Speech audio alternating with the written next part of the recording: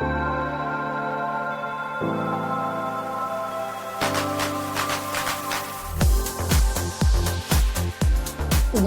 to the Dr. Nikki Starr Show, a podcast to support you in your spiritual awakening and personal development. As a spiritual teacher, healer, and intuitive coach, my intention is to empower you to live your ultimate potential and your ultimate life. As a former medical doctor and mystic, my role is to bridge the gap between science and spirituality to support you in understanding more of your multidimensional aspects. I share on a diverse range of topics, and it's all to support your greatest becoming. My mission is to continue reaching millions of people for the healing and awakening of humankind for the creation of the new earth. Thank you for being here. Hello, everyone, and welcome to another episode of the Dr. Nikki Starr Show. We are now in season 3, which I have dedicated all to love and relationships. And today we are going to be diving more into Eros, which is romantic relationship, and specifically what makes up the foundation of romantic relationship and how to keep that romance alive, because so much is dependent on energy. And today we're going to talk about the dance between the masculine and the feminine energy. And it is such a delight. It's one of my favorite topics to talk about because it's really like a science. And when we become really self-aware of how we're being in partnership, whether we're dating or we're in relationship, even long-term relationship, how we are embodying in every moment, meaning how we are being in our body, will decide how someone else meets us, how our partner meets us, because we are social mammals. So we all feed off of each other in the sense that we are responding to each other, whether we like it or not. And most of the time, it's not a response, it's a reaction. So it's less conscious. And the intention here is to get really conscious in our relationships and become really self-aware as to how we are showing up with the intention for juicy divine union. And we will have an episode on divine union and what that means. But right now, I want to talk about the masculine and feminine dynamics in relationships. So whether you are in a heterosexual relationship or a homosexual relationship, masculine and feminine energies come together and are attracted to each other. So there is one person who embodies more masculine and the other person who embodies more feminine. And these two people come together and an attraction is formed. Now, I want to state a disclaimer. I have observed that when a person is operating more androgynous, meaning balanced in masculine and feminine energy, they tend to attract someone who is also more androgynous.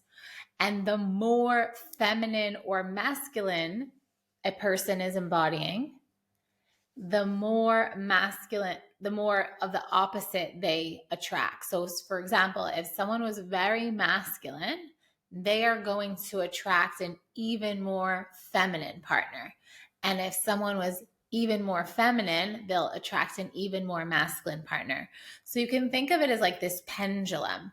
So like here's masculine, here's feminine. If you're watching the video version of this, I have my hands like masculine to the left, feminine to the right.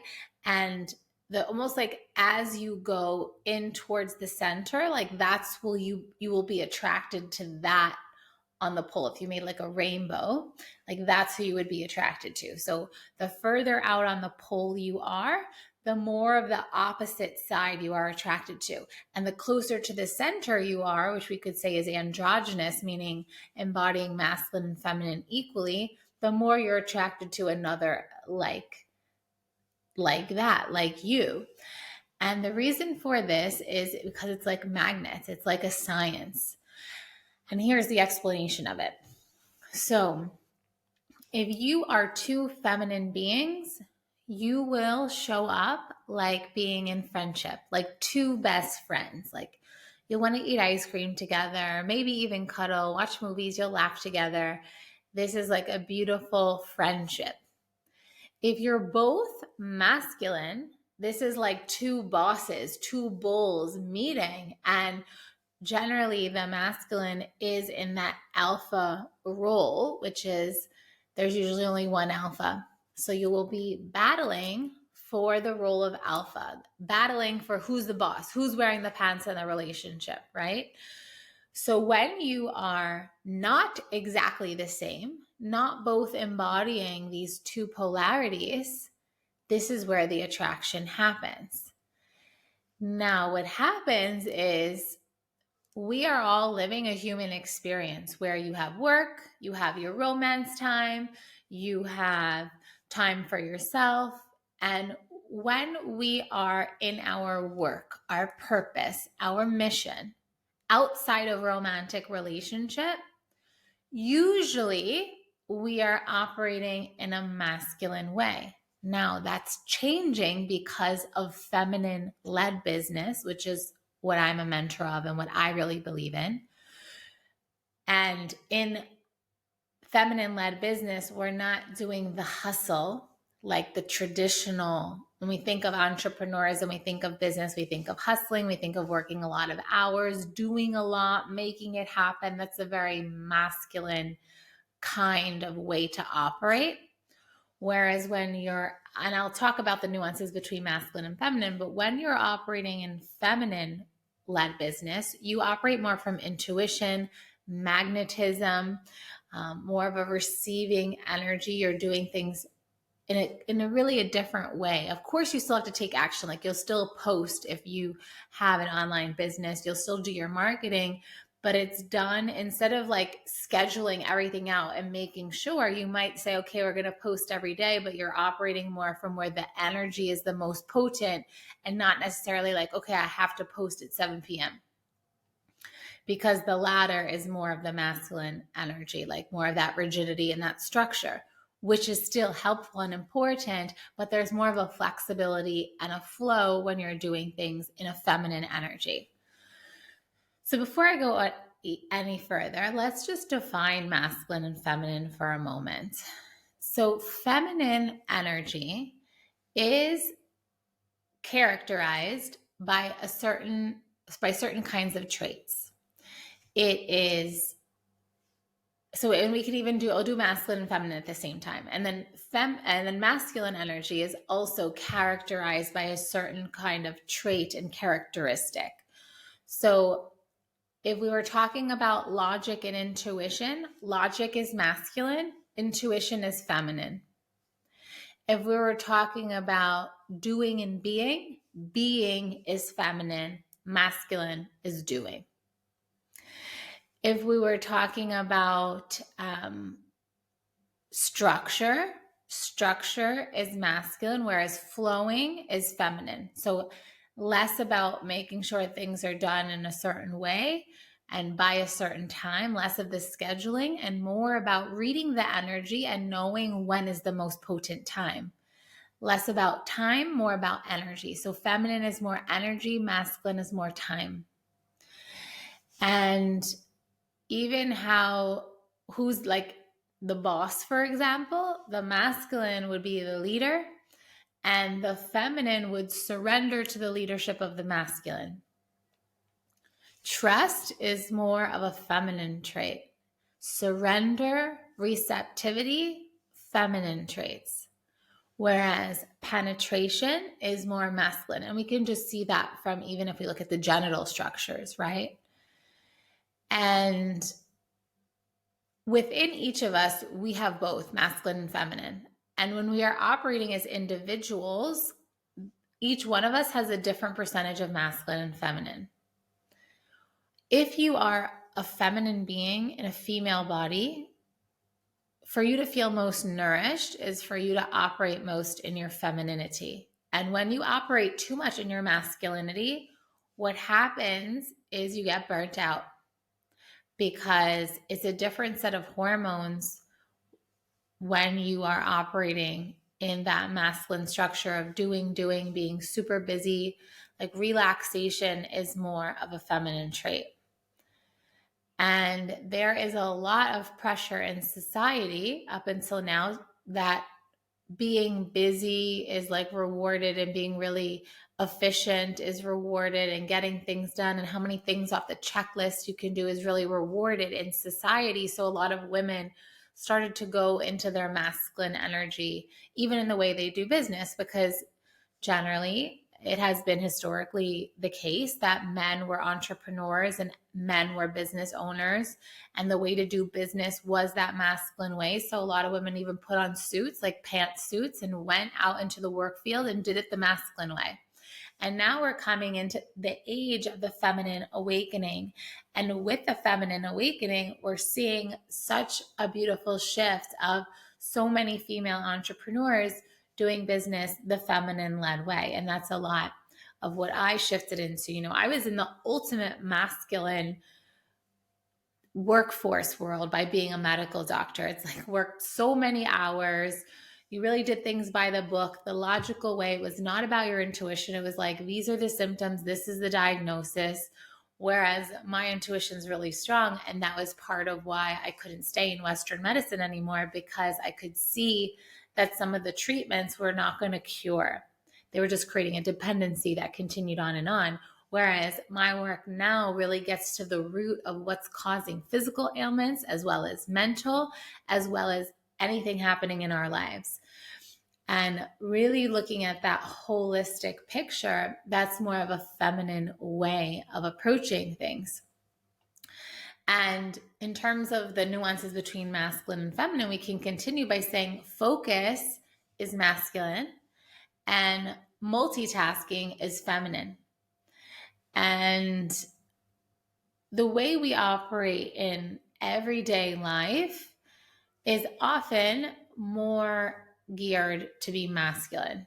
And that's kind of what's socially acceptable at the moment. And so many of us women are awakening more of our feminine and showing that it's also okay to have time to do nothing, and have time to just relax, and have time to just sit and be, or dance and create, and from an unstructured place, and not with necessarily needing a goal.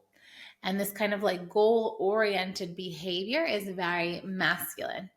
Whereas living in the flow of life and being present in the moment is more of a feminine way of being. It's just meeting the moment, meeting every moment, and being okay in the unknown. Whereas with the masculine, making a plan is often very much desired. And the thing is, when women are in a trauma space or reacting from a place of trauma, they want to know the plan, because they're having a hard time trusting. And innate to women is trusting. Innate to, I shouldn't say women, but the feminine. Innate to the feminine is trusting. Innate to the feminine is being okay in the unknown. Whereas when women start to become, and I'm saying women because usually, and I'll shift into that now, because we're kind of talking about the wounds of the feminine. And there are wounds between the masculine and the feminine. And I feel part of my mission is the healing of the man-woman relationship, and really being a force for the creation of divine union and the healing of the man-woman relationship is a part of my mission. And that's why I'm having podcasts like this, so that you could become self-aware of how you're being in your relationship. And what has happened too is that because of fear and historical and karmic things that have happened between men and women, like in war and in time of certain things happening, like the atrocities that have happened between the two. And so there can be this generational lack of trust in each, the masculine towards the feminine towards the masculine, because of some of these atrocities that have happened. And it is our work that we're healing generational karma. We're healing the things that have happened to our ancestors so we can come into greater trust. So as a feminine being who feels most nourished in her feminine. I have had so many initiations around trust, and I share my ascension code in trust, and I have my Ultimate Woman program as well. The Ultimate Woman program is really supportive for women who are looking to embody more of their feminine. And the journey to the beloved relationship is really of operating even more feminine in your romantic Eros relationship. And so much of this work that I've done and shared over the years has really been with an ultimate goal of having women feel more nourished in their body. And that happens when we are most operating in our feminine energy. Because when we have operated in the space of being more masculine, it has been from a protective mechanism. We're doing it to protect ourselves. And really, it's time to let go of the suffering and let go of the parts of us that don't trust. And when we don't trust, we act mothering, we act controlling, and even manipulative. And these are the wounds of the feminine. And just like the masculine has its wounds, and by being overpowering and over controlling as well. But then the flip side, where men have lost a lot of their masculinity and they are not in their purpose and not in their mission. And that's when we see, like, there's that image of like the man sitting on the couch drinking beers, watching TV, like allowing his life to be wasted away passively. And this comes from masculine guilt and shame that has accumulated over the years, that it robs life force. And then there's like less of self-esteem and confidence to fulfill one's mission and purpose. And so masculine and feminine aspects are both dealing with, we could call it their demons or their shadows or their wounds and their traumas.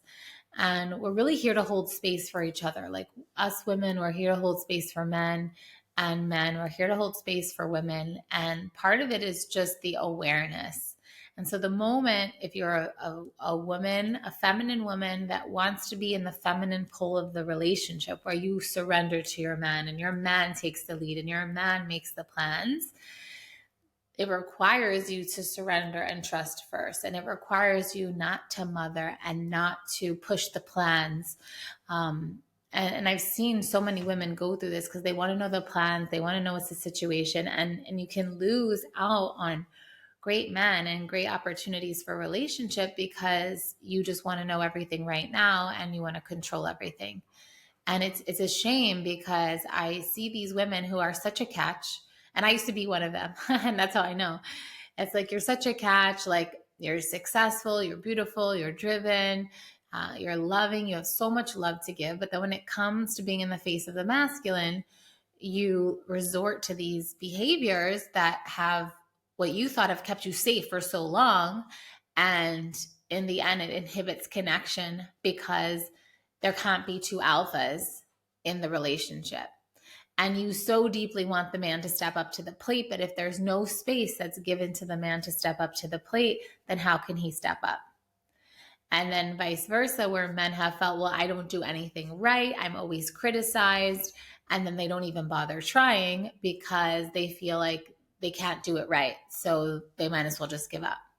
And then it's been found and even said, and I've had men share it, like male clients share it, and I've had female clients share it, that they've had this experience where it almost becomes like if a woman's too difficult, it's not worth it. Like, I'm too complicated, and then no one gives anything a try. And this we want to really dissolve, and we want women to really start to surrender. And we also really want men to feel safe enough to take the lead and know that however they do it, it's going to be received by the woman in gratitude. And that's the thing, is I feel that women, for example, expect men to be like them. And I know even for my personal relationship, I know that even, how he would do the dishes, I'm like, why are you doing the dishes like that? And it's like, who cares? He does the dishes his way. And I had to see all these places where I had expectations and I criticized, whereas he is like a perfectly capable grown man who has lived a domesticated life and knows how to do the dishes and cook and takes excellent care of me when I let him. And that's the thing. It's really about allowance. That dance between the masculine and feminine is really an allowance. And it's interesting that like the dance between the masculine and feminine, there's fears on both sides. Like over time, I've observed where like even men have fears that women will cheat on them, because for so long traditionally it was thought like, oh yeah, men are the ones who cheat, but really like women do too. And men have these fears. Men have a fear that they're not good enough.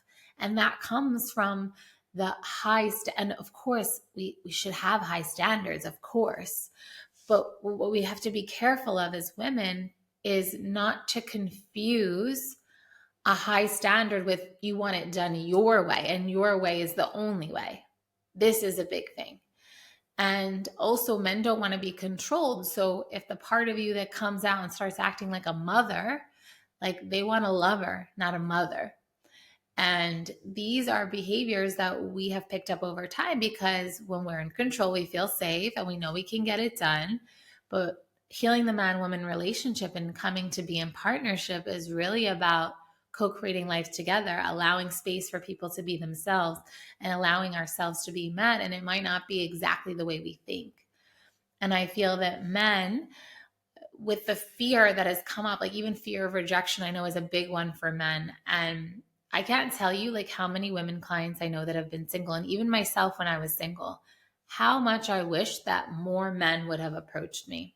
And there's a beautiful way to do it. It doesn't have to be like sleazy or like overly aggressive or assertive, but there's a way to just like start a conversation.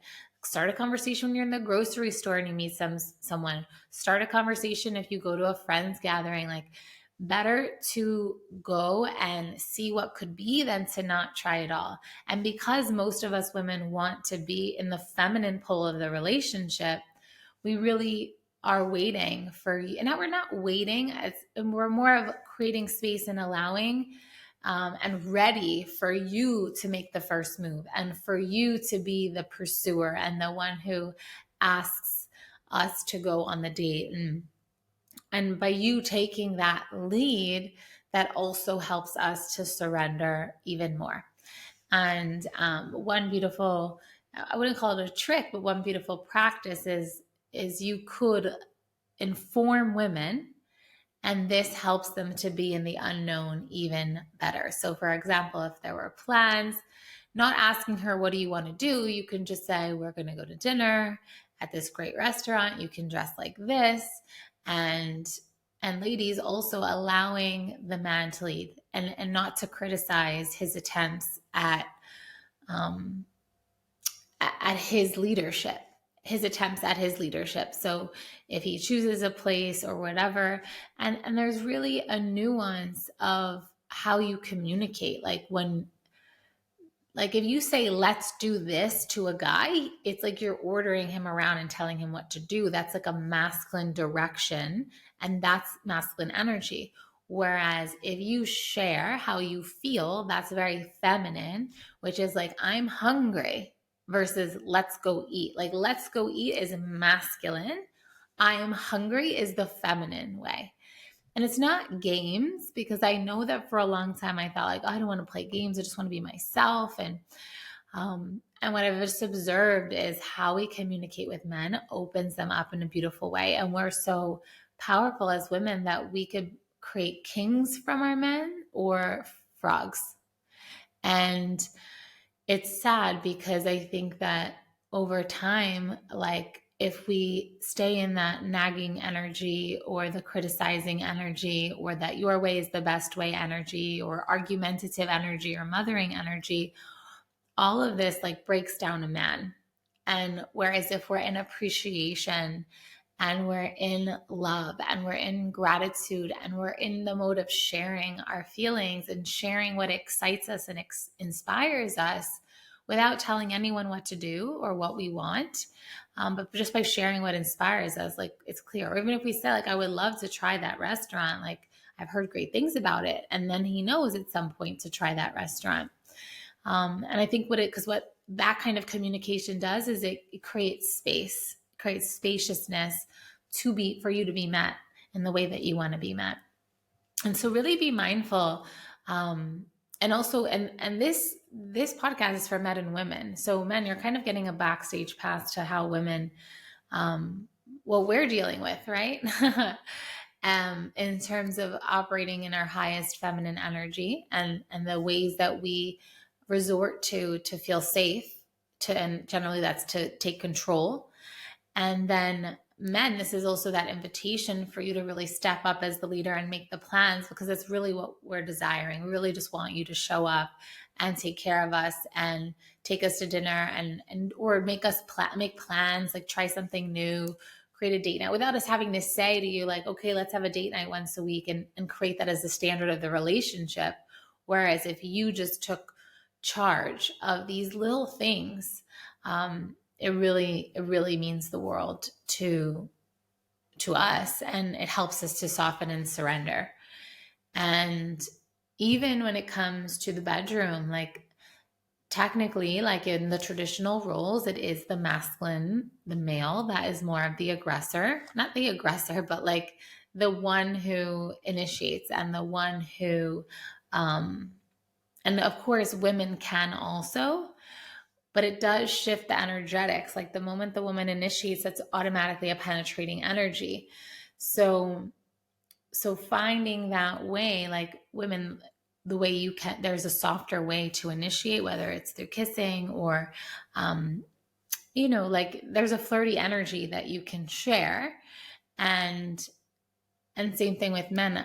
Believe it or not, like women want to be engaging way more.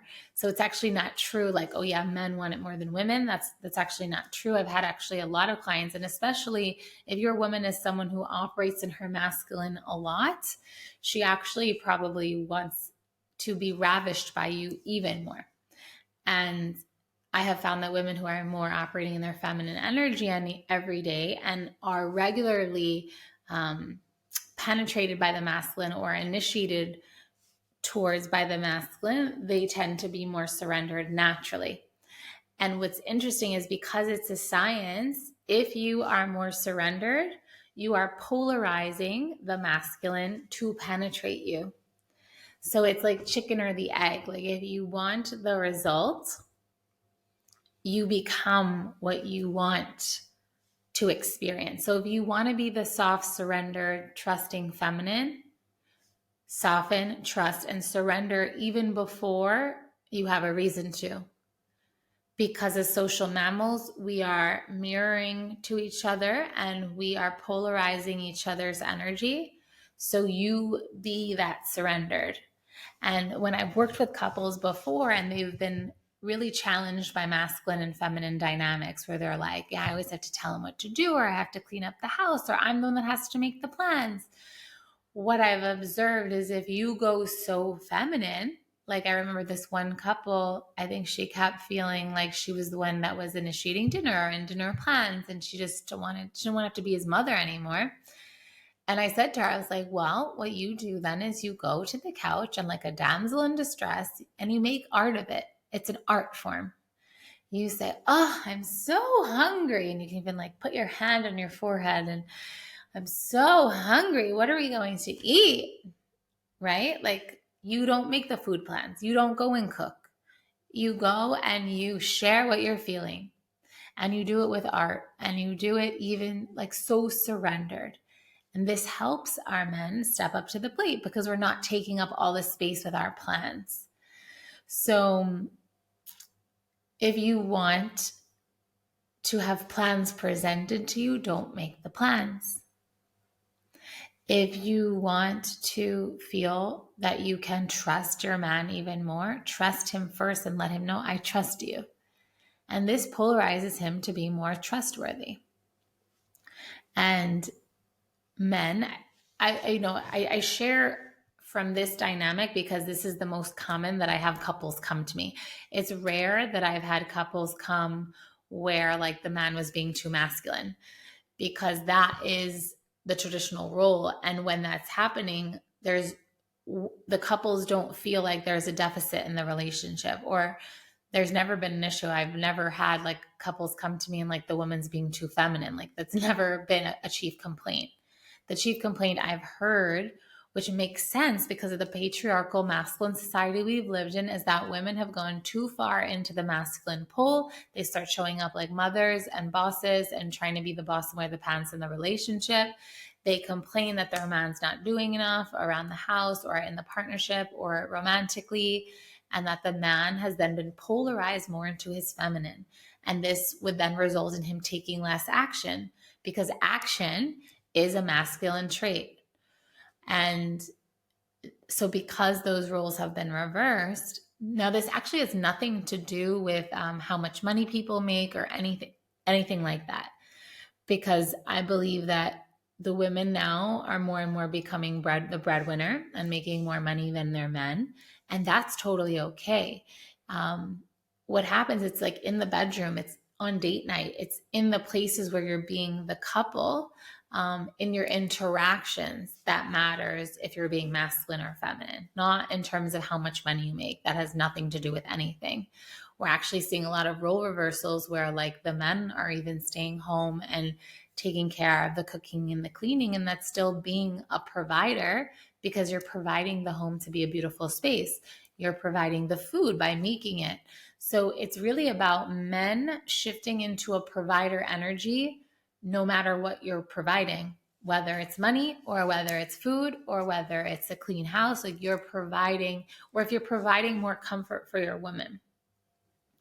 And like even in my partnership, like he'll set up like my whole podcast setup, and he'll do things to provide me with more comfort. And at different times, depending on whose schedule's busier, one of us will take the lead with certain things like cooking or etc. And so that doesn't matter who's doing those things. It's more about like how you're operating in masculine, feminine energy.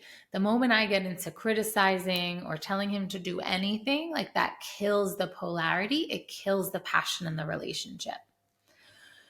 So this is just a taste of like masculine and feminine dynamics. And there's ways to go deeper. There's ways for us to even look at how much we're operating in our masculine and feminine. And we're going to go into that in the bonus content of this podcast episode.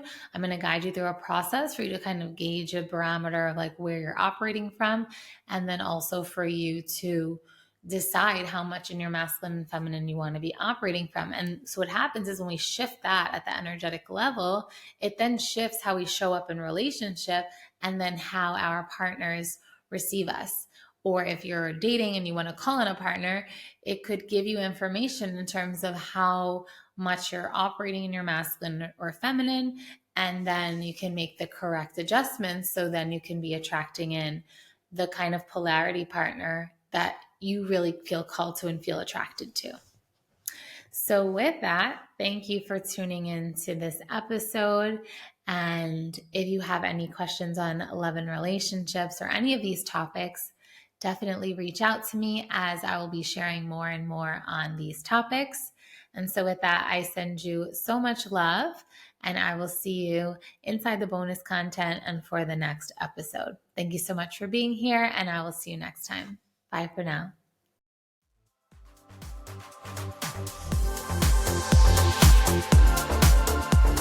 Thank you for tuning in to another episode of the Dr. Nikki Starr Show.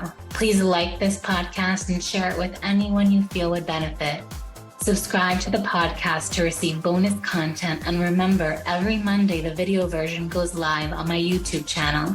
Thank you so much for being on the ascension path with me and for doing this great work.